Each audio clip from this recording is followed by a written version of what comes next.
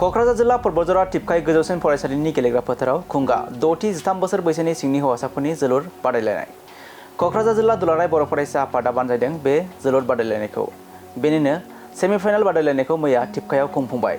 बड'फा गोजोरथियारि सोलायनाय मावथांखिखौ बिथा खालामनानै खुंफुङो बे बादायलायनायखौ। पर्बतजरा दखरा एबसु आरो गसाइगाव एबसुनि सिङाव थानाय 4 इउनियन एबसुनि हानजाजों सेमिफाइनाल गेलेनाय बादायलायनाया मैया जोबनानै थाङो।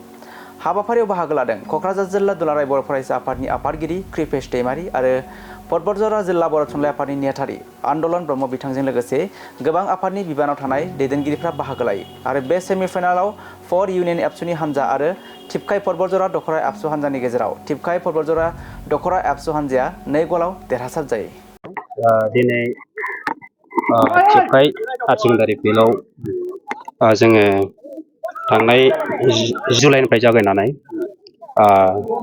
पर्बतजरा जन ए हिसाबै जोङो खुंबाय थादों आरो जन बी हिसाबै जोङो गसाइगाव साब डिभिजन हिसाबै जों खुंदों।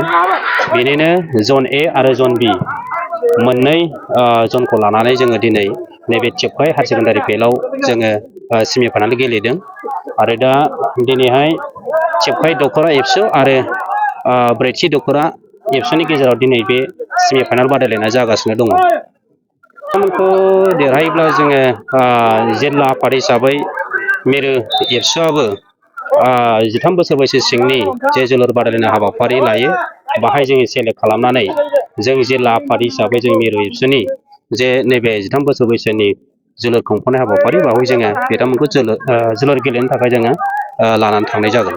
जोंहा नैबे सेमिफाइनाल सोलिगासिनो दङ आरो जोङो जन सि हिसाबै रामफलबिल हायार सेकेन्डारि मेम'रियेल प्लेग्राउन्डआव जागोन।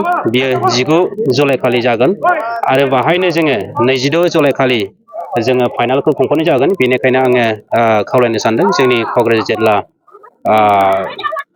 बासिनि मानगोनां रायजो राजा बिथांमोनखौ जे जोंनि नैबे रामफलबिलाव जानो गोनां 19 जुलाइनिफ्राय जोंना फुटबला जन सि हिसाबै जागोन आरो बे 19 जुलाइआव बयखौबो गथ'फोरखौ थुलुंगा होफैनो थाखाय आङो खावलायहरदों। लोगोसेयैनो आरो 22 जुलाइ खालि बयखौबो फाइनाल खेलायाव नायफैनो थाखाय आङो दुलाराय बर' फरायसा आफाद जानानै बा क'क्राझार जिल्ला एबसुनि जानानै आङो गासै बर' रायजो राजाफोरखौ आङो जोंनि क'क्राझार जिल्लानि सिङाव थानाय बर' रायजो राजाफोरखौ आङो ओरै खावलायबाय।